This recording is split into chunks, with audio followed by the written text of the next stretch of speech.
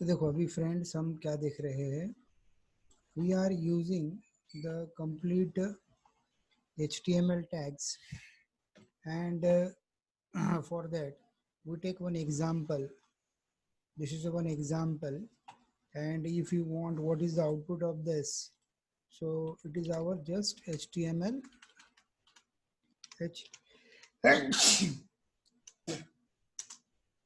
So this is that example H10. So if you want to learn the first tables, so what are different tables? See here in this table there are rows, columns, table. This is called as the table, that is a columns, but columns heading. These are rows, rows, rows. And if you take a single this is a table data, and this is table caption.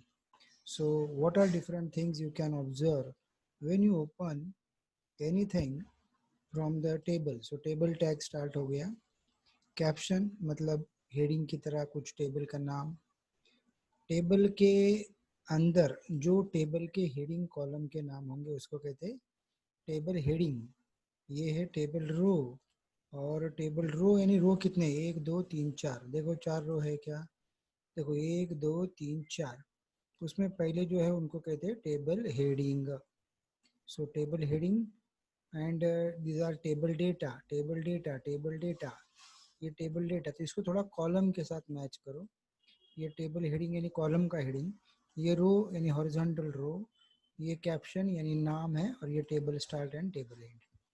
तो कुछ ऐसे table भी हम देख रहे हैं जिनको border अगर चाहिए तो कैसे बॉर्डर आएगी, देखो ये कैप्शन तो आ गया है एंड TDTR आ रहा है। अभी इसके अंदर देखो क्या हो रहा है, तो ये पहले आउटपुट देखो, ये जो टेबल है देखो ये इसमें क्या हुआ, स्पेसेस ये सब आ गए, और अभी मुझे बॉर्डर्स चाहिए ऐसे। तो बॉर्डर के लिए क्या करना पड़ेगा हमें, you have to mention that table with border. उसमें फिर अलाइनमेंट है, ये क्या करना है, फिर देखो बॉर्डर आ गई है। हाँ, तो आपको बॉर्डर के साथ चाहिए तो आपको बोलना पड़ेगा, रो स्पैन कितना चाहिए ये आपको बोलना पड़ेगा, कॉलम स्पैन कितना चाहिए, अलाइनमेंट कैसी चाहिए वो बताएंगे। तो जो भी आप करोगे तो उसके तो कैसे याद रखोगे, ये टेबल का टैग है और उसकी ये प्रॉपर्टी है, that is a caption tag, ये उसकी प्रॉपर्टी। टेबल टैग की प्रॉपर्टी कौन सी है, बॉर्डर उसकी प्रॉपर्टी, यानी border, we want a border, I like this. बाकी तो टेबल TDTR टेबल बाकी सब सेम है, TD for table data, table heading, table row, table start, table end, बाकी सब सेम है। तो इस तरह के टेबल बनेंगे, तो ये टेबल आप बना सकते हो। अभी हम जा रहे हैं फॉर्म की तरफ। फॉर्म के अंदर अभी हम now what we want these are different controls. ये कौन सा है, इसको हम कहते हैं लिस्ट बॉक्स नॉर्मली, इसको हम कहते हैं कॉम्बो बॉक्स, क्लियर। ये है टेक्स्ट बॉक्स या टेक्स्ट फील्ड कहते हैं, टेक्स्ट बॉक्स या टेक्स्ट फील्ड, ये भी है, इसको हम कहते हैं रेडियो बटन। रेडियो बटन में क्या होता है, कोई भी एक ही सिलेक्शन आएगा, और ये है चेक बॉक्स, और ये है रिसेट के बटन। ये लास्ट है टेक्स्ट एरिया, ये है टेक्स्ट बॉक्स। ये सब बनाने हैं कंट्रोल। तो पहला हम देखते हैं कोई सिंपल टेक्स्ट बॉक्स कैसे बनाते हैं। So simple text box how you can create, see here. So ये टैग को कैसे याद रखोगे, देखो ये यहाँ से टैग शुरू होता है और यहाँ पे ख़त्म हो गया। So this is a input tag. Input tag क्या करता है, देखो वो बोलेगा आपको टैग में यानी क्या बनाना है। तो you want a text area या टेक्स्ट फील्ड, तो ये टेक्स्ट बॉक्स, उसको नाम कुछ देना है क्या, so you can give the name, उसको साइज कुछ देना है क्या, और length. So what is this tag, tag property value, tag property ये वैल्यू, ये टैग ये प्रॉपर्टी ये वैल्यू, फिर से टैग ये प्रॉपर्टी और ये वैल्यू। तो ये समझ में आना चाहिए, टैग होता है उसकी प्रॉपर्टीज प्रोग्रामर सेट कर सकता है। जैसे कार बनानी है तो कार को कलर कौन सा देना है, तो car is a tag, colour is a property, और उसके आगे आपने बोल दिया ब्लू, तो ये ब्लू होगी वैल्यू। वैसे क्या याद रखेंगे, टैग प्रॉपर्टी एंड वैल्यू, तो ये आपको देना है। ये आप आगे जाके एज ए प्रोग्रामर कहीं पे नाम आप यूज कर सकोगे। ये साइज यानी उसके अंदर कितने कैरेक्टर्स चाहिए। तो ये हो गया किसका, टेक्स्ट बॉक्स का। फिर रेडियो बटन, रेडियो बटन में क्या किया हमने, सबके नाम सेम लिए, इसलिए वो मल्टीपल सिलेक्शन नहीं करने देगा। ये चेक्ड मतलब बाय डिफॉल्ट उसकी वैल्यू चेक्ड आनी चाहिए। कैसे, देखो ये बाय डिफॉल्ट चेक्ड आ गया, ये क्यों नहीं चेक आया, ये क्यों नहीं चेक आया, ऐसे। तो दैट इज बाय डिफॉल्ट कौन सा चेक चाहिए, so you can use the checked. Checked क्या होगी फिर से उसकी प्रॉपर्टी, ये इनपुट टैग है radio button, tag property value, tag property value, tag property है, फिर ये checked property.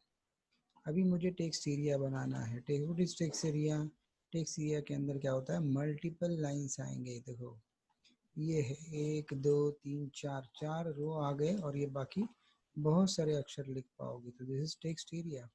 C if any want one text area, तो ये टेक्स्ट एरिया स्टार्ट हो गया। इसको पेयर टैग लगेगा। पेयर टैग मतलब where it start where it end बताना पड़ेगा। नेम उसकी प्रॉपर्टी, रोज कितने चाहिए, कॉलम्स, ये टेक्स्ट आ गया। एरिया टेक्स्ट एरिया हो गया।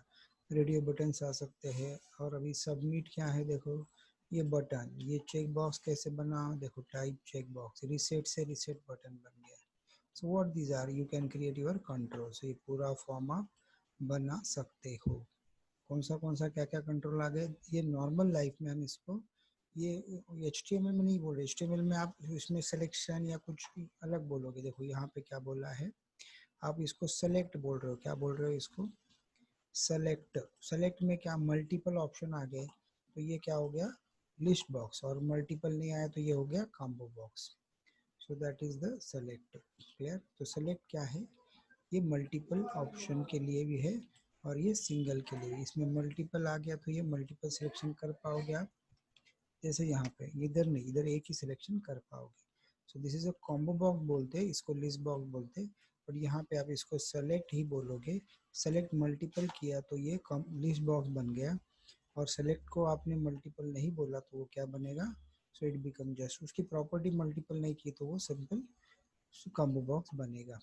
तो ये क्या है, ये चीज़ें जो ब्लैक कलर में दिख रहा है वो दिखने वाली चीज़ें, और ये प्रोग्रामर के लिए होती है। These are values given by the programmer. ये नहीं दिखेगी आपको, ये दिखने वाली चीज़ें जो है वो आउटपुट में ये यहाँ ये दिखेगी ब्लैक कलर वाली ये। So this is your list box, ये है कॉम्बो बॉक्स।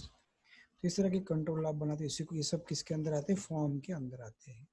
अभी हम नया जो शब्द सीखने वाले, दैट इज अ फ्रेम। उसकी जो इंटरेस्टिंग असाइनमेंट है वो हमने यहाँ करके रखी है। देखो क्या है असाइनमेंट, इसमें एक मैंने मेन फाइल बनाई है।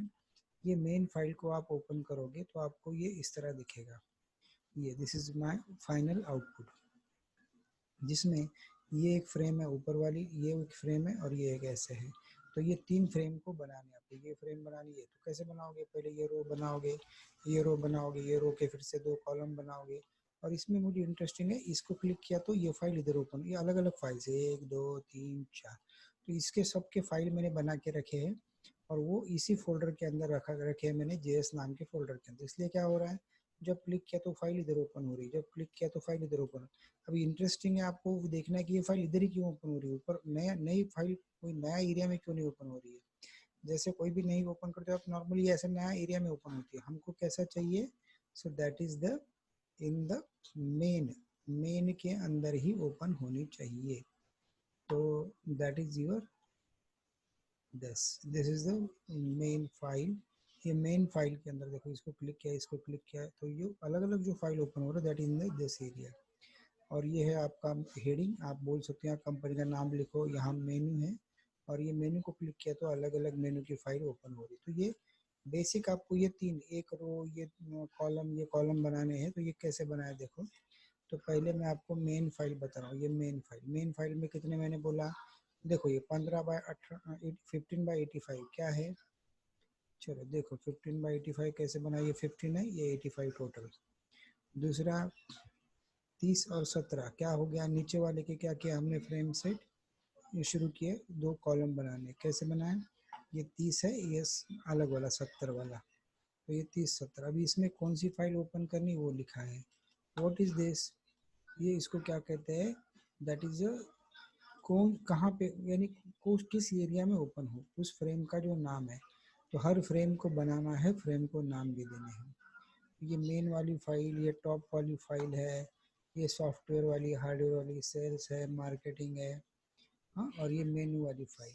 मेन्यू मतलब किसको क्लिक किया तो क्या, कौन सी फाइल ओपन, देखो सॉफ्टवेयर को क्लिक किया ये ओपन हो गया, इसको क्लिक किया ये ओपन हो गया, इसको क्लिक किया ओपन हो गया। तो हर एक क्या करना है आपको। इसमें सबसे मेन हिंट है टारगेट जो शब्द है, you are giving the names to the frame and by the target you can open that particular file in the particular frame. ये सबसे इम्पोर्टेंट है। तो ये सब करने के लिए जो मैंने आपको बुक का जेरोक्स दिया है, तो उसमें वो सब है। So this is your frame. तो क्या क्या आना चाहिए HTML में जो आज हमने सीखा है। सो दैट इज ये फ्रेम वाला असाइनमेंट इम्पोर्टेंट है। और जो दूसरा था वो सभी मतलब हर चीज़ आपको, जिसमें टेबल है, ये लिस्ट बॉक्स है, कॉम्बो बॉक्स है, button, radio button, check box, combo box, ये सब रिसेट बटन आने चाहिए। Table, frame, TD, TR, TH, columns, ये सब आपको आना चाहिए। So this is your today's lecture. So you can try this, and if any question again ask me. Okay, thank you.